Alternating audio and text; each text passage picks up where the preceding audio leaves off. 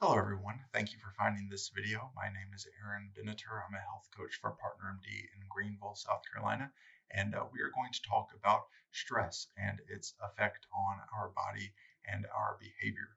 The first thing I'd like to do is talk about the definition of stress. Stress is a response to a change in the environment. There are two types of stress: eustress, which is a good change. It can be when we are encouraged to accomplish something and we're motivated and we feel positive. And then distress, which is going to be what we typically think of. This is going to be an overriding negative sensation, a lack of motivation, a feeling of overwhelm, those kind of things. There's also two types of stress: acute and chronic. Acute is short term, and then chronic is long term, or when we think that something is going to be long term. That would be chronic stress. What happens in the body when the body senses something that causes distress is three chemicals are made: norepinephrine, adrenaline, and cortisol. Norepinephrine and adrenaline are very similar. The one difference is that norepinephrine is also made in the brain, not just the adrenal glands, kind of as a backup system. It is responsible for alertness and awareness. Cortisol is responsible for fluid balance and blood pressure, and fluid balance is only made in the adrenal glands near the kidneys. So, some symptoms of distress are low energy, when we feel like we just can't do anything, when we feel like we can't accomplish what we might want to accomplish, headaches.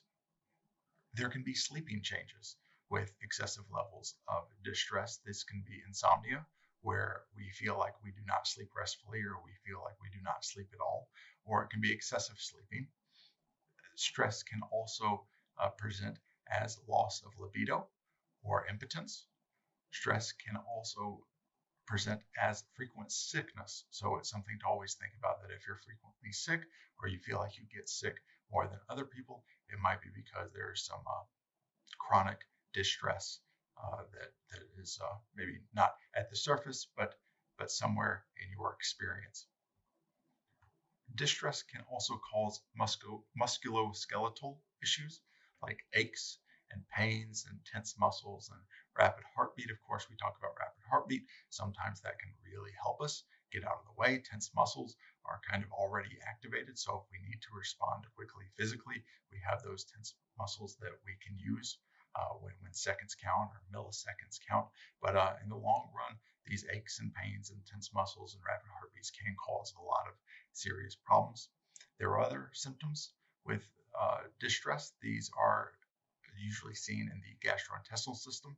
This can be upset stomach or poor digestion. We can think of something like butterflies in the stomach. Of course, that could be eustress, when we're nervous that we need to accomplish something, but at the same time, we're feeling kind of good about it. We always remember the butterflies in the stomach from a presentation in elementary school or middle school or high school or college or whatever. And then on the other end of this digestive issue is diarrhea or constipation or nausea. So again, we see that wide spectrum. There can also be emotional changes when someone is suffering through periods of stress. This can be appetite changes, which can go along with changes in weight, either weight gain or weight loss. Depression can also be a symptom of excessive stress for too long. Anxiety, just a sense of nervousness or agitation, or moodiness, irritability, anger, or the changes of the moods between depression or anxiety and back again, or irritability to anger and back again. We can also feel overwhelmed when we are existing under stress, and there's always the issue of loneliness and isolation. So, there's an argument that when someone is stressed, they want to be alone. It might be a time for recovery, but of course, there are some long-term issues that might come from long-term loneliness and isolation. We know that loneliness and isolation are associated with reduced immune function. So thank you very much for watching. I hope that you found it interesting. maybe this is something you want to consider more or talk to a healthcare professional. If you have any questions or concerns, please drop them in the comments below. And if you do want to learn more about stress, learn more about ways that you can improve yourself in these terms, please reach out to us and inquire about Harmonize PMD. There are two tracks for it. One is sleep hygiene. Sleeping is really important. And if you sleep well, you might be less stressed through the day. And the other track is meditation and yoga. And we know that meditation is very powerful for improving our stress state. And a yoga practice might help you with that. So again, thank you for watching. Feel free to reach out to us with comments or questions and look into Harmonize PMD if you like. Thanks again.